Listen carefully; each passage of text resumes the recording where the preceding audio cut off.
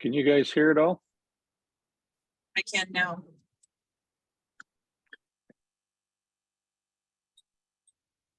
Okay, Ron, you're muted.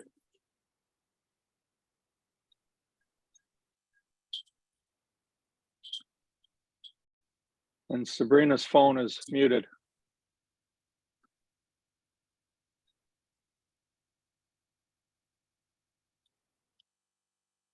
Does yours have a mic built in? It does. Unfortunately, it's not. That's why. Now we're hearing Sabrina's phone. Ron, you're still muted? Yeah, can you hear me though? Yes, but not through you. We're hearing you through Sabrina's phone, I think. Yes. Okay. That's just actually mute yours. I just unmute. Okay, can you hear me now? Yes, perfect. I'm gonna turn my volume down. You sound like a telephone Testing. commercial. Yeah. Testing. Yeah, unfortunately, it's not running through the main speaker for the room because we've got, that's because of ear connection. I think. So can everyone hear me? Yes. Okay, let's just leave it the way we've got it set up. Switch yours to full screen. There you go. So just because of the format of Zoom here, I don't know how many people we have on the call, but welcome those of you who are here. And my good friend Brent is here from Edmonton, Sherwood Park. Hello. With his lovely Welcome, wife. Brent. They run a very successful real estate team in Edmonton, and they're out doing a little tour, sharing some of their ideas and successes. Big warm welcome to Brent and Sabrina to Victoria. Thank you. We're gonna let Brent just take off and run through his presentation. Thank you for those of you who are here promptly. It's 9:02, and I think we'll just let her rip. So let's do a test with yours. I'll mute mine and you go to Sabrina's. Or you guys can see the screen, I trust? No. Should be good. So I'll bring this a little closer. And maybe just a thumbs up for those that are on the call. You can hear me? Is the volume okay? Okay, perfect. Thank you, guys. So thanks for joining us. And are we recording this too for people who I think so. You have the control when you want to get. Oh, okay. I think so. Yeah. I'm Brent MacIntosh, and I've been selling real estate for 24.5 years in Edmonton. And what I'm hopefully going to present to you today is some of the mistakes that I've made over the years, some of the things that we've done to perfect our business, and hopefully you can pick up a nugget or two, because I'm sure some of you out there are running really successful businesses. And even if you don't learn anything today, and you're doing everything the exact same way that we're doing it back in Edmonton, that you must be doing it right, because both of us couldn't possibly be wrong. So I say, are you running your business, or is your business running you? We've heard this slogan before. I'm sure you've seen this saying, work on your business, not in your business. But by the time you typically have enough business to call it a business, you don't have any time to work on it. And that's what seems to happen in real estate, is that you start off very, very slow, and eventually you get so busy that you are overwhelmed by the business. This was my high school yearbook quote. Are you able to draw that down? Okay. And oh, it's covered up a little bit, but life moves pretty fast. If you don't stop and look around once in a while, you could miss it, by Ferris Bueller. And that was something that I had forgotten about for a period of time. And I think about this a lot, about how short life really is. This is Brent and Sabrina's calendar for 2022. Those days shaded in blue were the days that we were physically away from Edmonton. And so if you want to count them, that's 224 days that we were physically not in Edmonton. That leaves 141 days that we were physically in town. And I don't often work evenings or weekends. So if I subtract another 43 Saturdays and Sundays, I was physically in the office 98 days in 2022. And it will probably be a few less for 2023. A true sign of a great business is one that is profitable when the owner isn't there. And if your business isn't profitable every time you go away, then all you really have is a job, and it's not a business at all. Now, I didn't start my career like this, of course. Wouldn't that be nice that you come out of the blocks and you don't have to be there? Both my parents were real estate agents, and in 1998, September 1st, I quit my previous occupation, and by October 1st, I was licensed as a real estate agent and printed up some business cards, and I waited for the phone to ring. Well, obviously, as you probably all know, the phone doesn't start ringing right away. And in fact, my first 3 years in the business were brutal. The phone didn't ring. I knew how to show a house. I knew how to write an offer, but I didn't know how to run a business, nor did I know how to get a client. My next 3 years in the business were okay. They were average. I was doing all right. The phone started to ring a little bit more, and some of my past clients were calling me back. And I might have even got the occasional referral, but I still really wasn't running a business. And then along came year number 7. And I went from the number 29 agents at our office in production to number 1 in 1 year. I leapfrogged over 28 agents to become the number 1 agent in my office. I was ridiculously busy. The phone was ringing. I was selling a lot of homes, but I still didn't have a plan. And in fact, I worked the next 102 out of 104 weeks. So I had 1 week off each of the next 2 years. I was the number 1 agent at my office, and I wanted to quit. I was up early in the morning. I was to bed late at night. I was setting my alarm for 3 in the morning to go down to my office in the house to grab the highlight sheets and flip them over so that they could print on the back side, so that they would be ready to go when I woke up in the morning. And so again, here I was, a slave to my job, not running a business, absolutely miserable, and thinking about quitting and going to another occupation. I was not running a business. My business was running me. Things needed to change. I needed to start looking at this as a business again, not just a job. I needed to learn some new words and add them to my vocabulary. Words like plan, leadership, goals, budget, staff, and empowerment.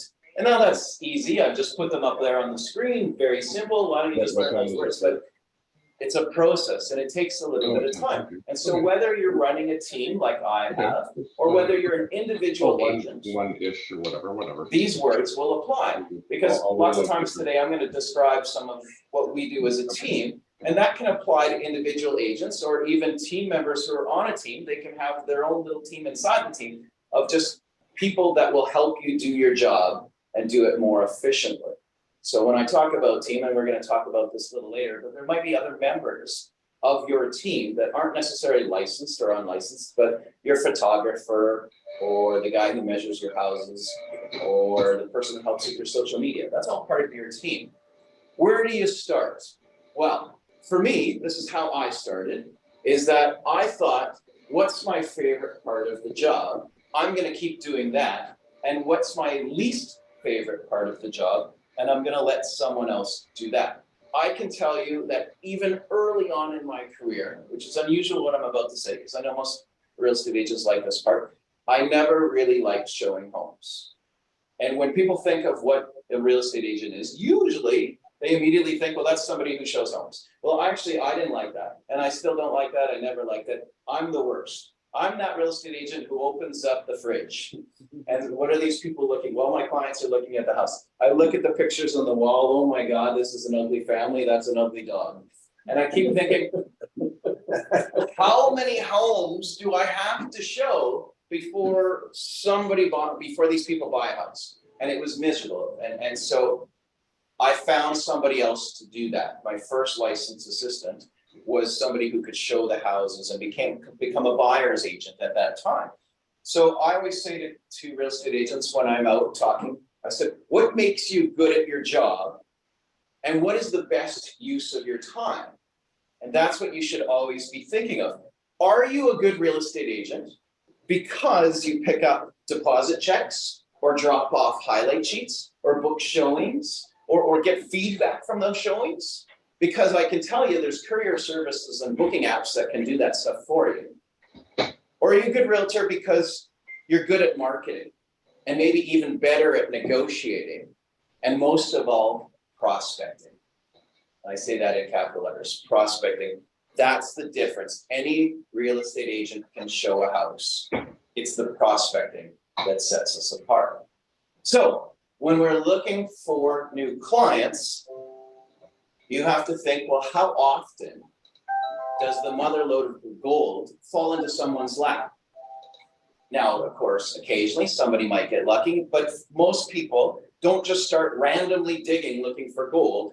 They have a plan of where they're going to dig.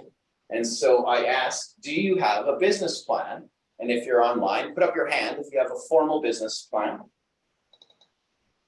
So yeah, a couple in here in the room, a formal business plan. And what should be in your business plan? And I'm going to pick on the agents in the room and just give me a couple suggestions. What should be in your business plan? Time blocking for prospecting. Cool, great idea, by the way, very good. There's no wrong answers. Growth strategy. Growth strategy. Wow, that's the first time I've ever actually heard that. That's really good. Okay. Outcomes. Okay. And so of course you at home watching, I'm sure you guys have ideas as well. I said, put up your hands again if you have a formal business plan. And I say, are you actually following it? Because the one thing that I hear so often is that people get together with maybe in a mastermind group, or they take a weekend and they go away and they write down their formal business plan in November or December, and then they never look at it again until the following year. And then they pull it out, oh yeah, I was gonna do this, and I was gonna do this. I was gonna do X amount of open houses, and I was gonna call this many people, and I was gonna put together a calendar, and I was gonna sell this many homes. And they never really looked at their business plan until the end of the year. I've seen some incredible business plans from real estate agents all across North America, and they'll have some lofty goals of how many homes they're going to sell, how much money they're going to make, but they don't actually have a map on how to get there. So this is often some of the things that you'll see on most people's business plans: gross commissions, the number of transactions they want to do to get to those gross commissions, the number of how it breaks down between the number of sellers and the number of buyers, and the success rate. And so do you know your numbers? And that's the success rate. Do you know what percentage of your listings sell each year, and how many listings do you need to get signed? And what percentage of your listing presentations do you actually get signed?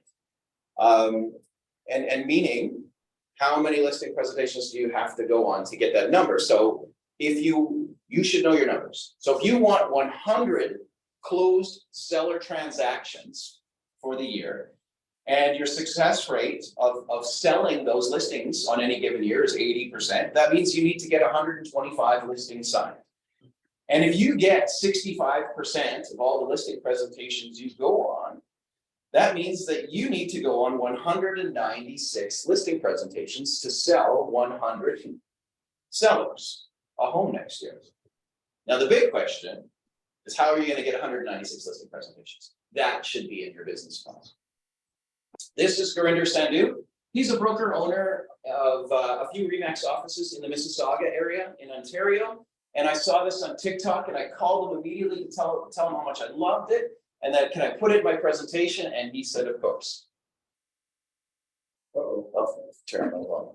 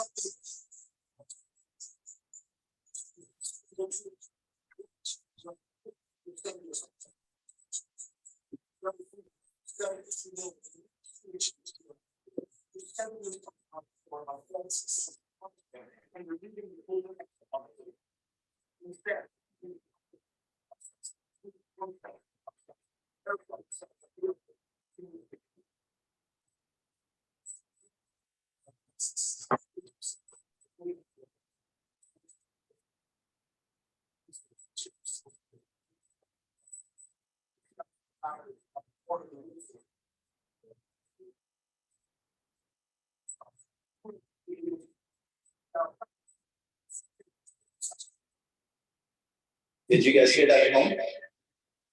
No? Okay. Sorry. You gotta mute that one. That was in the setting, the share sound when you share the screen. Okay. Because I got one more. Probably have to stop the screen sharing and then go back into screen sharing and hit that share button on the bottom left.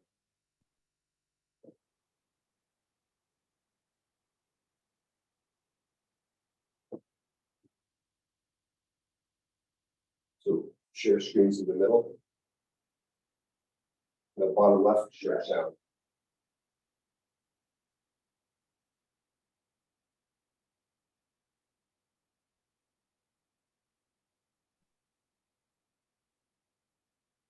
You'll be back to the presentation.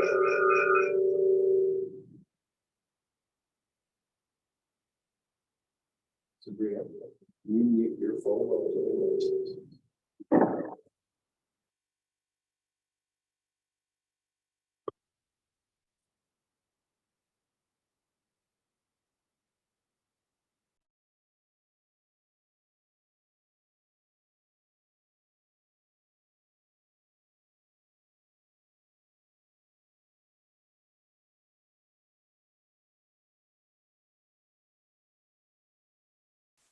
Still no sound.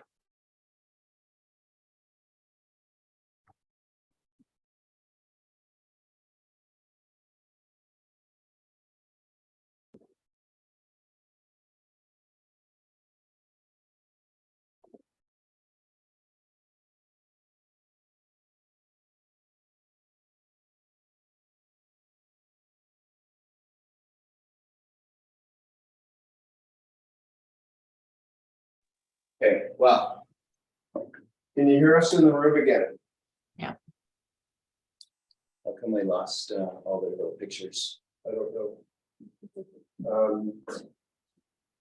They're on my iPhone here. Can you see that? No, I can't.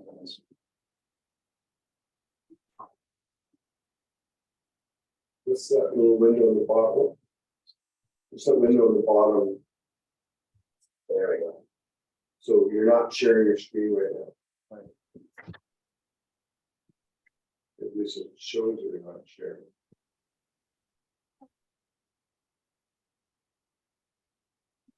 Thank you for keeping us in results. So, yeah, what did we do wrong? What did we change?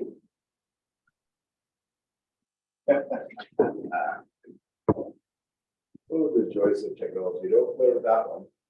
Just go back to your main Zoom and share your screen. So we jumped in.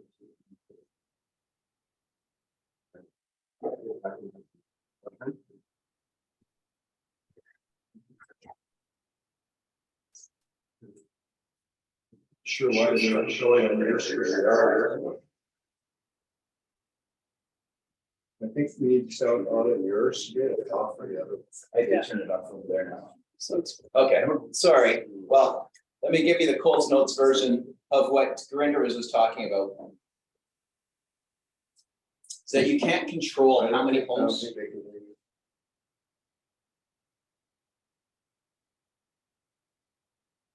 It's muted.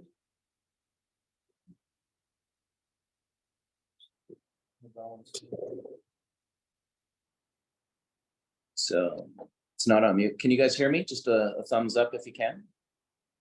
Yeah, you can? Awesome. Okay, we're good. So just a quick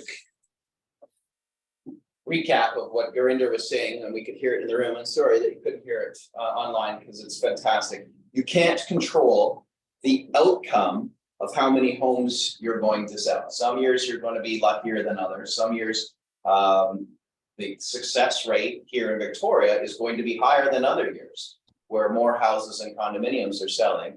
And that's something that's out of your control. So the thing you can control is your daily actions. How many phone calls are you going to make per day, per week, per month? Who are you going to call?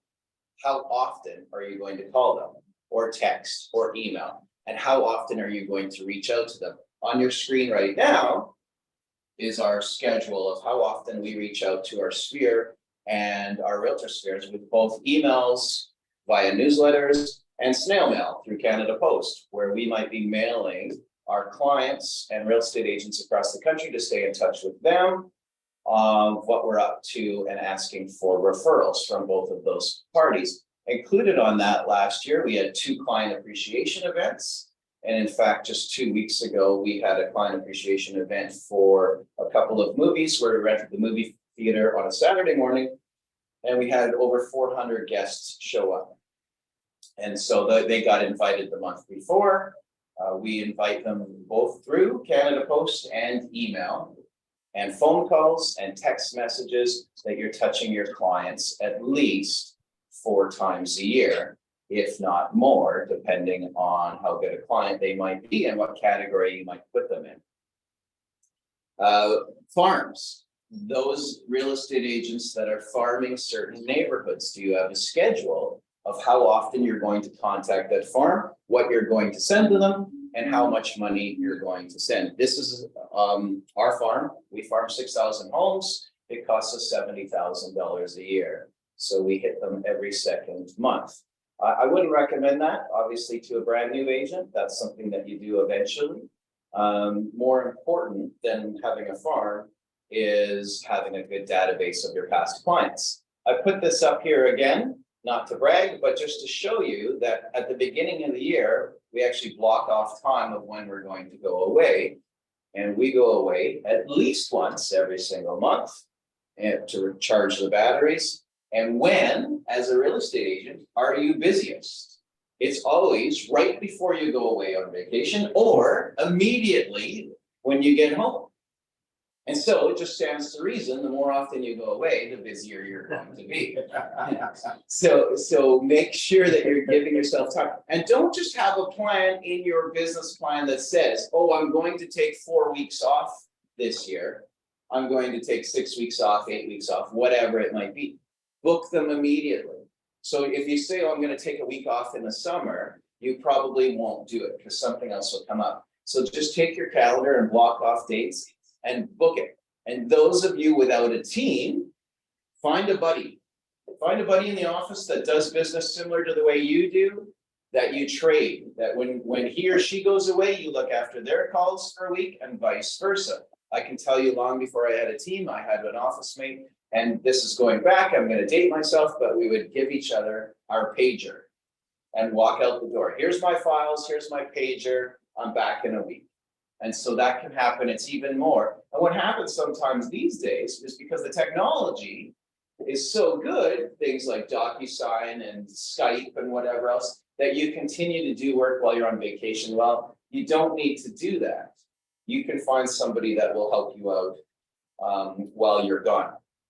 Know your worth. I think as real estate agents, this is our biggest challenge, that some of us in the business don't even know our own worth and ruin it for the rest of us, is that they give away their time and money. Is there anyone out there listening right now that wants to make less money next year? Do you want to make less per transaction? Do you want to make less per year? We work hard. And if you find yourself with easy transaction after easy transaction, you shouldn't be paid less. Basically, the reason it's easy is because you're good at your job and you've made it easy. And clients will say, well, why should I pay you this commission? You're only working with me for the next 30 days. And it seems really easy to me. Well, you know why it's easy is because it's not these 30 days we're working together. It's the 24 years leading up to these 30 days. And that's why you're paying me, not for the 30 days I'm working for, but for the 24 years of experience. Don't reduce your commissions. This is such a slippery slope.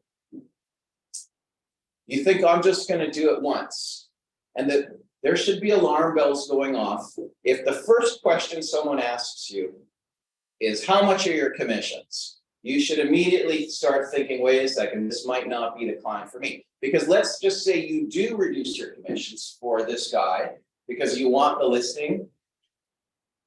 This client inevitably turns out to be the most difficult client of yours to please. He or she's never going to be happy. And let's just say miraculously, you somehow make him happy. Well, guess what? When he tells his friends about you, they're assholes too. And you're going to be stuck on this hamster wheel of client after client that wants a reduction in your commissions who are never happy with your service. Why not work with clients who know what you're worth and want to work with you? So your time is worth money. A couple of years ago, one of our team members went and signed up a brand new buyer. And she came back to the office and got them to buy our brokerage right away. And she was so excited because she stole them away from another agent. They had been working with not one, but two other agents. And that should have been a sign that now our agent was the third agent they were working with. But when you're a new agent, you get excited, I've got a brand new client, and you don't necessarily pick up on some of the signs. Well, these people were not nice. They didn't respect her. They were constantly late for appointments. They were a pain to deal with. And eventually, when we fired them, they got super angry and aggressive and were threatening to sue and all these things. And they were absolutely miserable. I say to agents, everyone should fire at least one client per year. Take back your life. You are not a slave to your clients. Yes, you like your clients. Yes, you want to work with them, but know your worth. And if somebody doesn't respect you or your time, get rid of them before they make your life miserable. Time management. We tend to give away our time for free a lot, and you should know what your time is worth. In fact, that's what we're really trading in. We're not really selling the house. We don't own it. We're trading our time for commission. That's what people are paying for your service, for your knowledge and expertise, and their guidance. I'm always surprised to see how many agents give up really valuable time in their day. Evenings and weekends, let's call it, is the most valuable time. And that should be your family time and or time for yourself. And if you're giving up that time to do a home inspection, meaning somebody who's already under a pending contract, that you're not valuing your time. I would only give up my evenings and weekends for money-making opportunities. Out showing houses to write an offer, out listing houses to get them on the market. And so somebody who's already under contract, I would never give that time away. I can tell you a couple of years ago, I play real estate agent hockey, realtor hockey every Friday at 2:00, have for 24 years. One of the agents came into the dressing room and I said, "Hey, Mike, where were you last Friday?" And he goes, "Oh, I couldn't make hockey. My client booked a home inspection at the same time." And I go, "I don't understand." And he goes, "You don't understand what a home inspection is?" And I go, "No, I know what a home inspection is. I don't understand how you could let someone book your time without your permission." That be in control of your time. And when you're giving them the choice of the home inspection, let's do a home inspection this week. When are you available? Thursday afternoon or Friday morning? You don't have to tell them that you're playing hockey on Friday afternoon. That's none of their business. You just don't offer that time. Systems. Anybody who's met me over the years, anybody who's worked with us knows that this is probably my specialty. We have great systems in place, A, to replace me, and B, to make sure that every transaction is the same, that every client we have gets the exact same experience. Don't rely on your memory to try to do that. Have some systems in place. This is one of my systems. On 1999, I bought a bulletin board, a cork board, and at the top, I labeled it active, pending, and sold. And this is the way that I was going to look after and remember my clients. I was standing on my desk at the office, and my office mate walks in and he goes, "What are you doing?" And I said, "This is my new system." And currently on the board, there was just 2 pins, just 2 clients' names in there. And he says, "Oh, you can't remember? You have 2 sellers right now?" And I said to him, I go, "Well, first of all, that's 2 more sellers than you have. And secondly, someday this board is going to be full." And so at any given time, this is what the board looks like. This board has traveled with me since, and I've kept the same system since 1999. And in fact, sometimes those pins are stuck on the outside of the bulletin board or down below. It's so packed. And this, because I'm such a visual person, is how I keep track of our sellers, the pending deals, the sold transactions, etc. And I just move the pins across the board. So again, kind of old school. For those younger agents, those more technology-based agents, there are some systems that you can use, but I like to see it. We have checklists for checklists. And in fact, if you guys, if I can email Ron or I can email the manager here at the office our checklists so you guys can have them. If you'd like, reach out to me and I'd gladly share our checklist with you. And what we have is when the phone rings and we get a call, the first question we ask is, "How did you get our name?" We immediately send a thank you card out to that person to thank them for the referral. So whether it was one of our sphere, whether it was a real estate agent from another marketplace, we immediately thank them before we've even met with the client. Check. Once we go meet with the client and set up a meeting, and we do perhaps a listing presentation, we go back to the office, and now we send a thank you to that client. "Thank you for meeting us. It was really great. We look forward to working with you." Check. They call us back a week later to list the property. Now the serious checklist starts. As far as booking the photographer, the videographer, putting up the sign, we don't want to miss anything. And in my filing cabinet at the office, we have 2 files. We've got red and green. We've got red for sellers, green for buyers, and taped inside, again, it's old school, taped inside the files is an old-fashioned checklist. So if I grab any file, I know what's happened in that file and who did it on what day.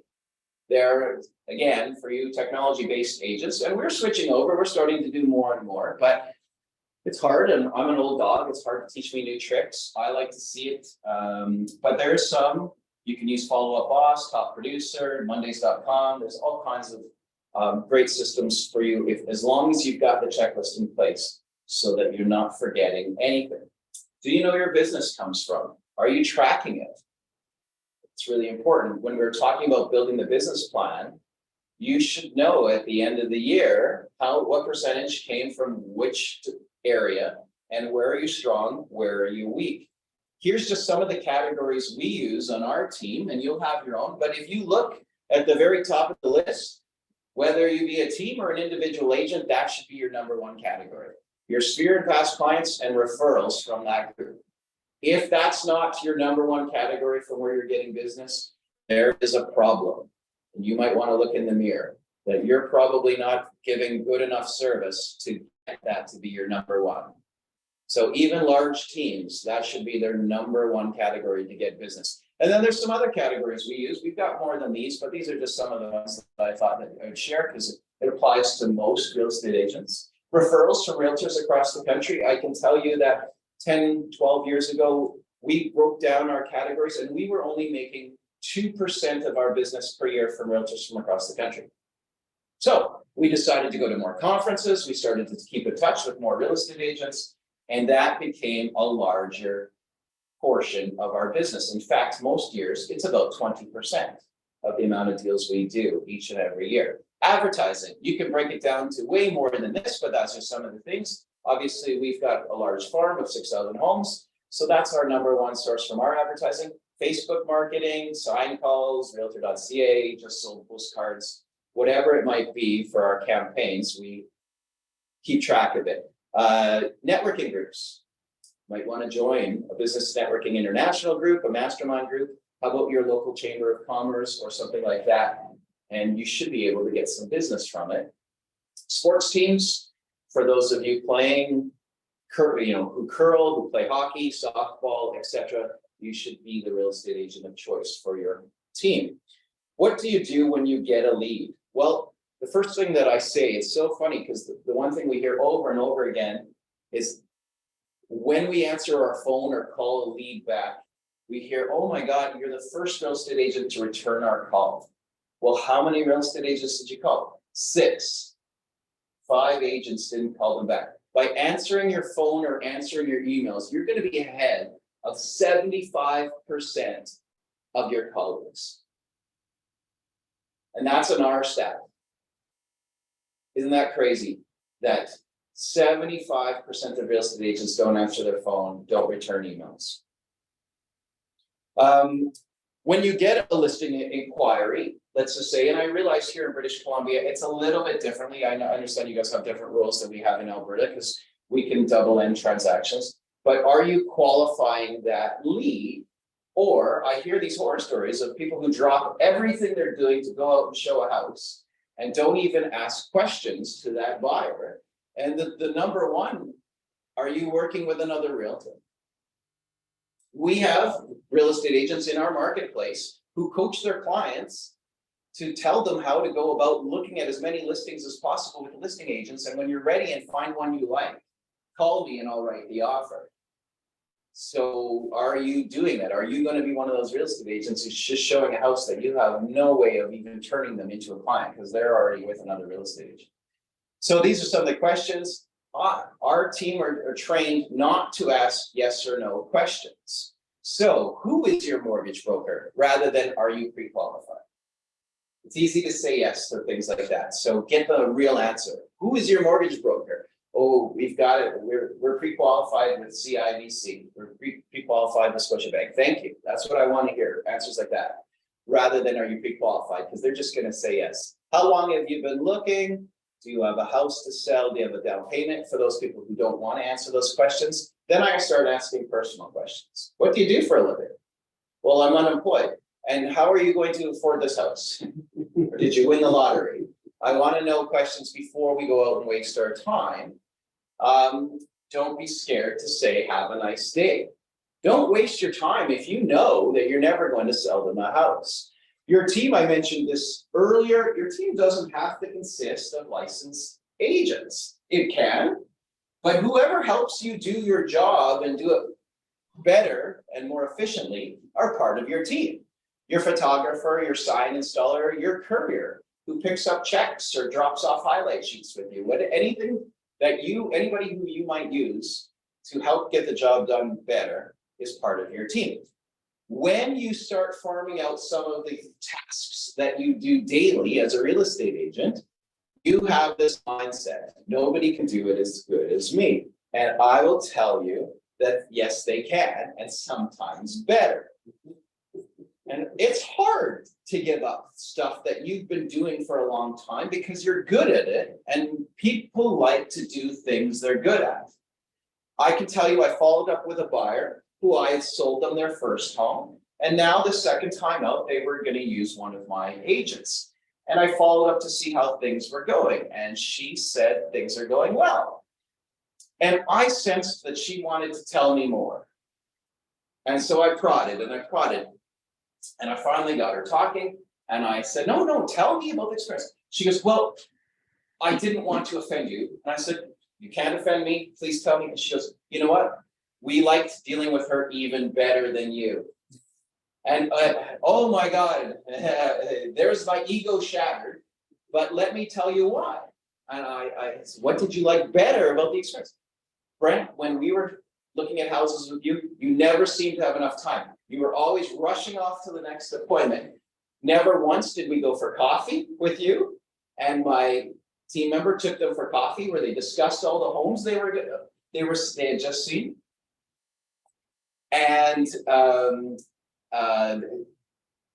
she was a lot softer than me, of course, as you can imagine. So she's like, I didn't want to offend you. And I go, I'm so happy. And it was a great lesson for me as a new team leader at the time, is that not only can somebody do it just as good as me, they can do it better. So we were providing better service than when I was an individual agent, not worse. So sometimes it's in your own mindset. And how do you become a great leader? And I've got another video here, but we'll go do that, and I can send it to you afterwards. This is Simon Sinek, and if you're not following him on TikTok or Instagram or YouTube, then you should. He's got great little talks, and this talk here is talking about what it takes to be a great leader. And so those, again, who are individual agents listening, that doesn't necessarily mean you have to go and start a team. But if you've got people that you use, your photographer, your videographer, your social media person, whoever you've got to help you, you should be able to inspire them and give them good direction. And what I always say is mentor and empower your team members. Are they allowed and encouraged to make decisions?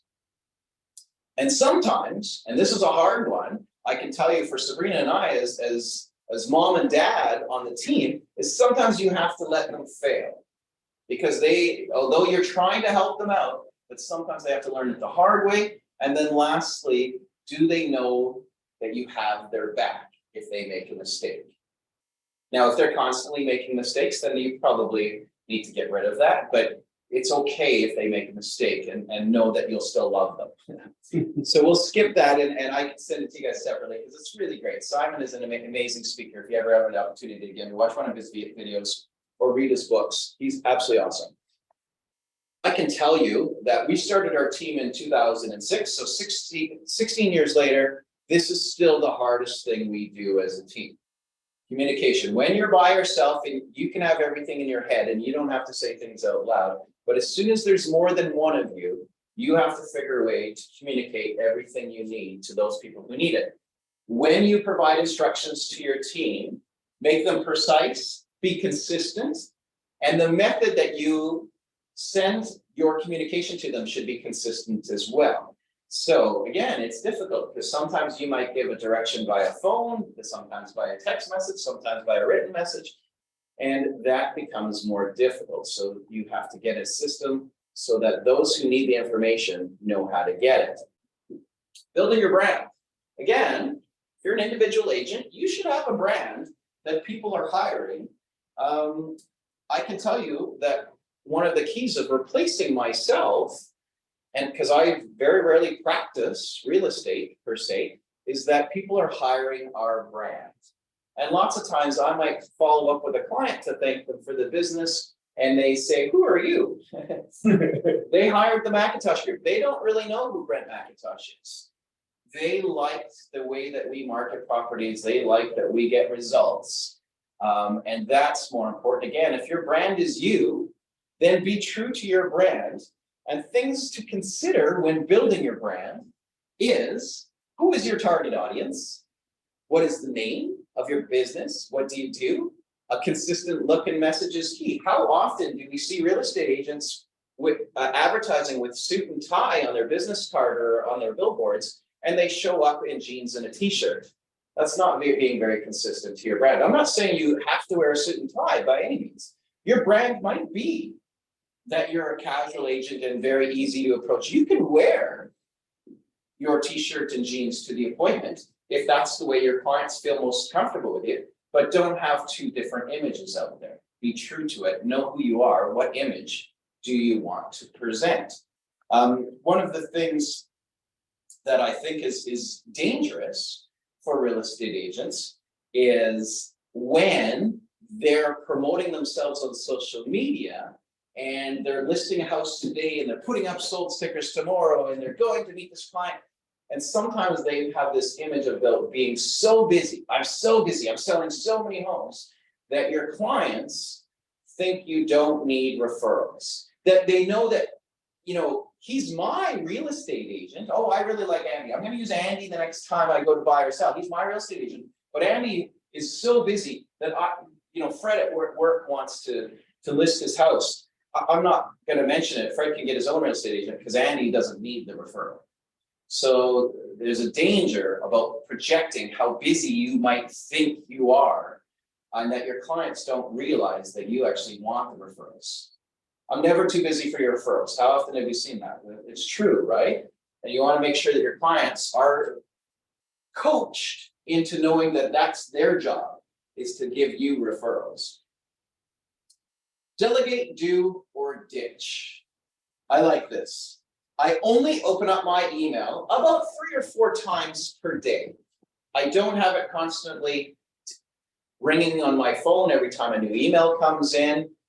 I sit down for 20 minutes, give or take, to answer my emails, and I decide on each one that comes in, or even phone calls that might come in, is this something that I can delegate? Is there someone else who can do this for cheaper than me, and maybe even better or more efficient than me? I have a friend, he's actually one of my closest friends, and sometimes I even call him my best friend. He owned a restaurant out in the burbs outside of Edmonton. And every second Friday, he would write a check for the staff for their paychecks. He would get in the car, he would drive it to downtown Edmonton and give it to the company that cuts all the checks for the staff. He'd wait for them to cut the checks, and then he gets in the car and drives back with all the checks for the staff. That would take about 2 hours. I worked out his hourly rate. I'm like, you're working for $15 an hour, because you could easily get a courier to do that for $20 to $30. And he couldn't get that past it. He would do it and waste his valuable time. His dishwasher at the restaurant is making more money than he is. And he's the owner of the restaurant. And so know your hourly rate.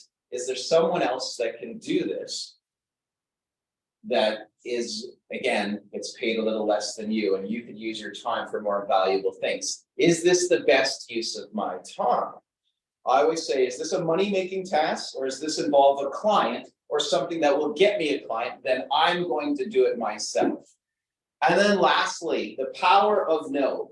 Most times, you already know whether you want to do it or not. And we say things like maybe, or I'll try to get to that. You already know, just say no, that you're not interested in doing that.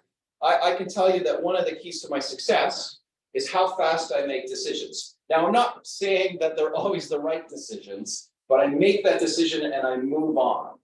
And if I have to correct it later, so be it. But I'm not wishy-washy. I don't hem and haw about the decisions I'm going to make. If you haven't read this book, it's fantastic. It's called Ready, Fire, Aim, 0 to 100 million in no time flat, Michael Masterson. It's probably 15 years ago it came out. I'll give you the Coles Notes version, or I've written them there on the screen. Generate an idea, implement it, perfect it later. And so often I see agents that come up with this idea, that's the ready, and then they aim. They try to make it perfect, and they aim. And they aim, and they aim, and they never fire.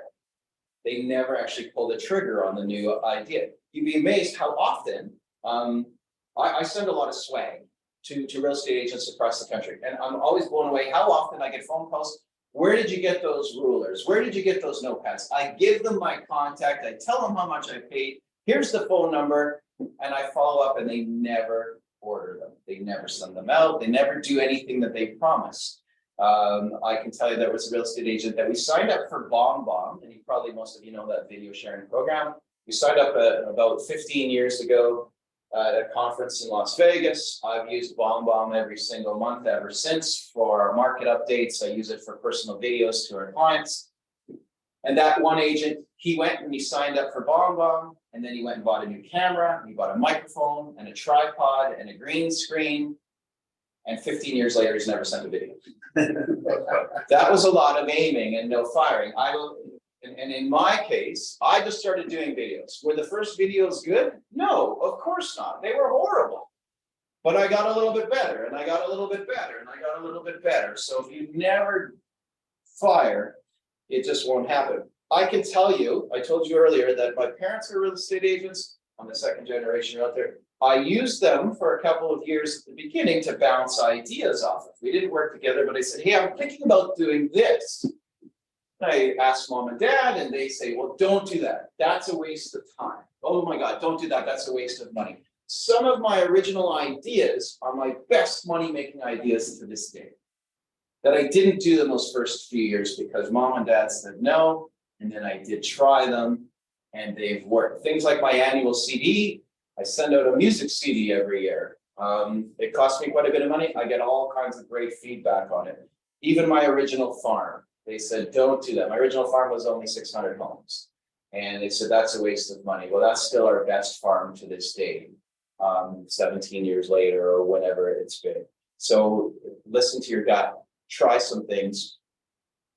Who wants to work less and make more next year? Got some hands raised here in the office, so I always ask, are you running your business or is your business running you? Cool. Questions? That's awesome, thank you. Anyone out there have any questions? We'll be able to hear them. Do we have sound? I have a question. Okay, What type of strategy do you implement when you're farming a neighborhood? so be the local experts, be super specific to that neighborhood. It cannot be generic. So you want them to feel like they're special. So we have 6,000 homes, that's broken down from 6 different farms. Each of those is it's not the same piece going to to those 6 farms. It's 6 different pieces, going to about 1,000 homes each, give or take, but some of the farms are a little bit bigger, some are smaller. So be the local expert, be specific to that neighborhood. If you're an individual agent, I would only choose 1 farm and start off small. And it should be a farm that you're familiar with, obviously, that you know the values of properties in that neighborhood. It should also be one, do some research and find out how many homes sell in that neighborhood year after year. There are certain neighborhoods you'll see, I can tell you that specifically some of the farms we chose was because in those neighborhoods, let's say there would be 100 to 120 sales per year versus similar sized neighborhoods where there might be only 8 sales per year. So do you want a piece of 120 or do you want a piece of 8?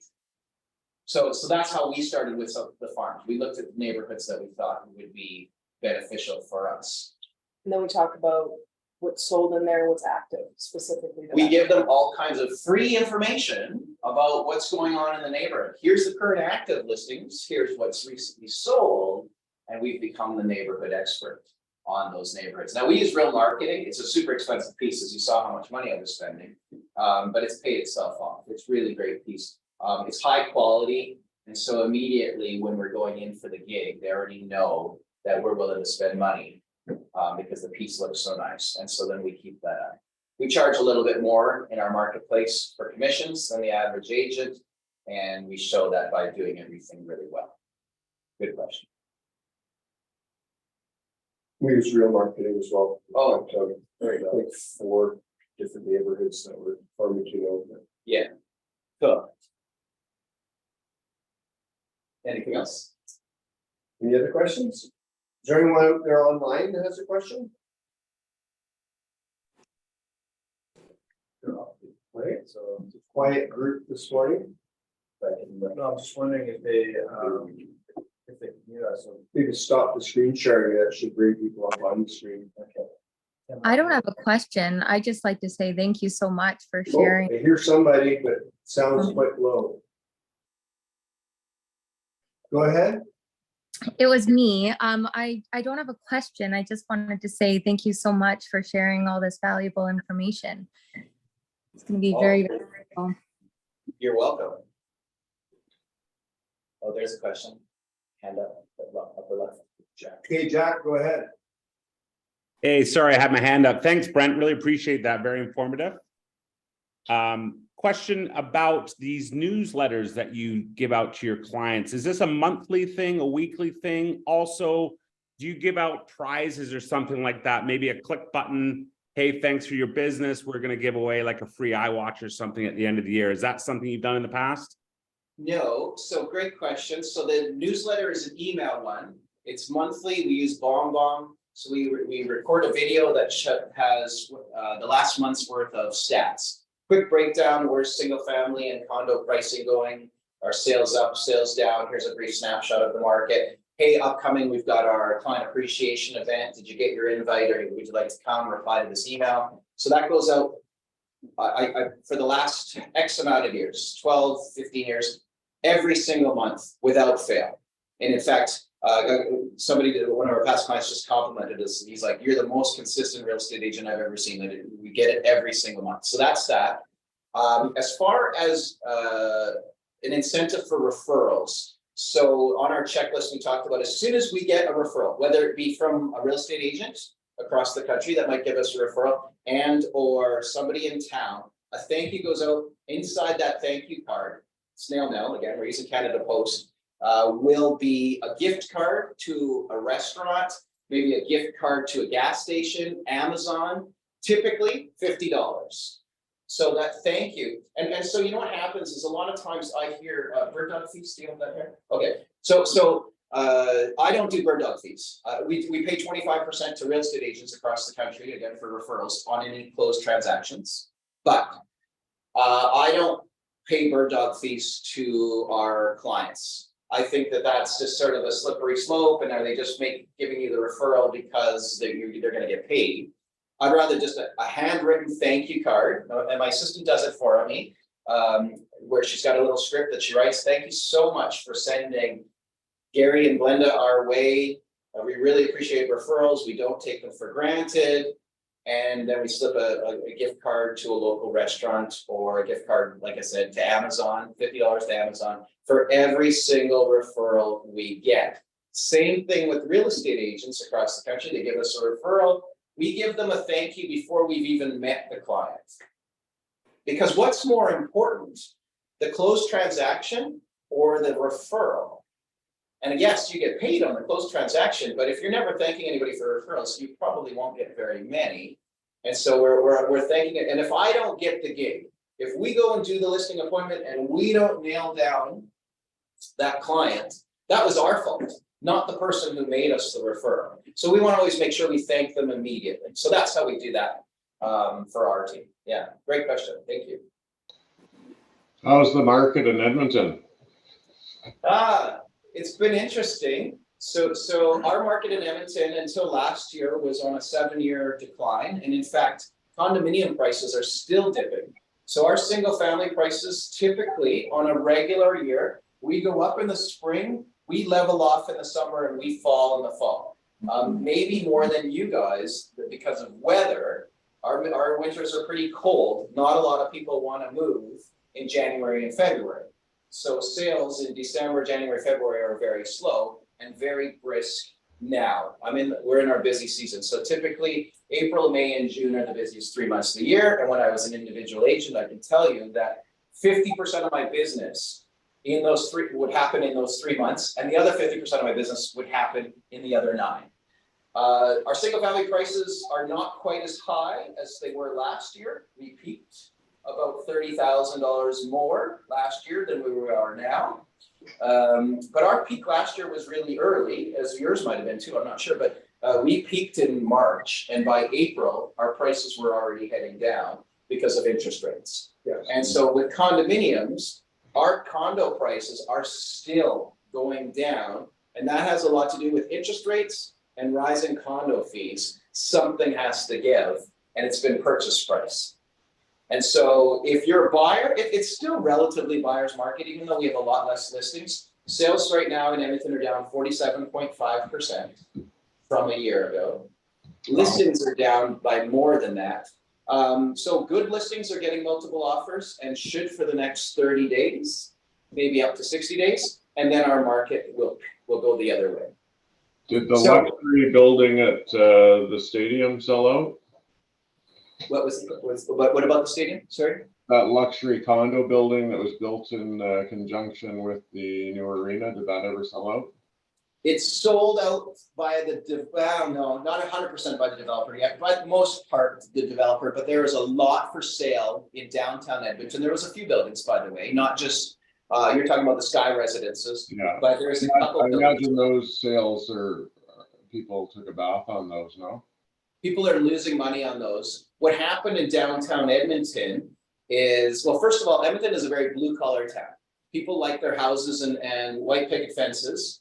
And so we do not have a big condo type of living. And so what happened in downtown Edmonton, they built a whole bunch of these new buildings. And they thought that if you build it, they will come, and their plans were that people would flock from the burbs to live downtown. Well, what happened is the people who bought in those new buildings were already living downtown. And so then they moved to the new building, they put their old place up for sale, which was downtown, and completely flooded our downtown market. It's finally okay. We probably only have an 8-month supply of listings in downtown Edmonton as we speak. We had a 2.5-year supply of listings for a long period of time. And the vacancy rate is insane. Really quickly, if you were to buy a rent, it's right now in Edmonton, it is cheaper to rent than it is to own. And I can tell you in my 24 years, I've never seen that before. And that's because our vacancy rate is so high. What's our average sales? Average sale price for a condominium in Edmonton is $190,000. Very, very affordable city. The average sale price, by the way, or the median sales price for a single family home is $440,000.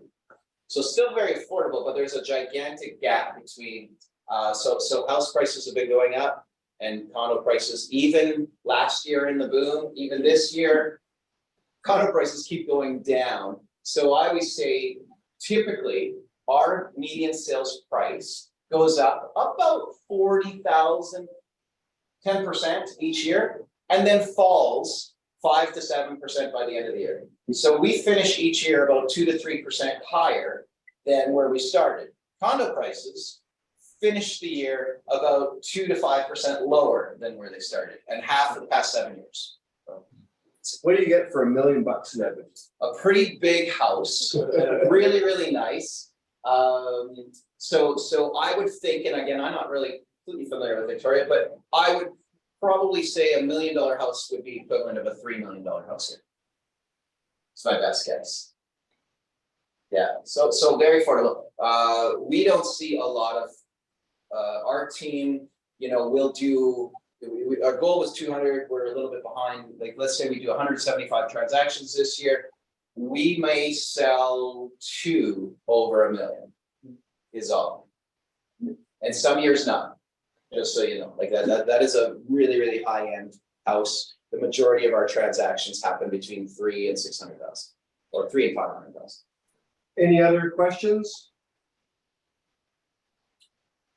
Well, I'd like to thank Brent for joining us today and for sharing all your wisdom and My pleasure. I'll share with anybody who's got business to refer for people moving to or from the Edmonton area. I think you'll find him at macintoshgroup.ca. And yeah, thanks everyone for joining us today. Thanks for the talk. Have a great day. Thanks for having Thank you. us. Where are you in the Thank you. world now, Darren? Just back in Kimberley, heading back to the island there tomorrow afternoon. Wait, how was the conference? It was really good. It wasn't quite as aggressive as I was anticipating. There was a little bit of sort of conversation back and forth just regarding the cooperation policy and the amendment to the Realtor Code, but for the most part, other than some tech issues and internet challenges, it was pretty decent for sure. Cool. Well, welcome back to BC. I can't wait to get back to Victoria. I'm not gonna lie. I feel like I don't know. I've been in like 7 different airports in the last 4 days, and I'm ready to, plant my butt in a chair. Cool. Okay, well, thanks again, everyone, for joining us. Let's shut this down. And Darren, could you send a link or send the file for the recording? There's a few agents that were unable to attend that we're hoping to see a recording. Yeah, this is recording on our cloud system, so I'll get it posted on our YouTube channel and send the link out to everybody. Great, thanks very much. And the video. You bet. Cool. Okay, need to end the meeting Can I get a list of the people that were on today? Is that possible to do, or is that?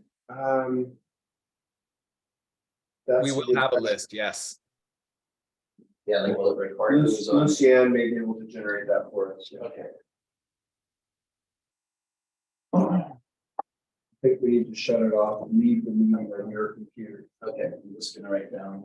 Are you guys all squared up? I've got, I can end it for everybody, so. Yeah, I think we're good. Okay. Okay. See you tomorrow, guys.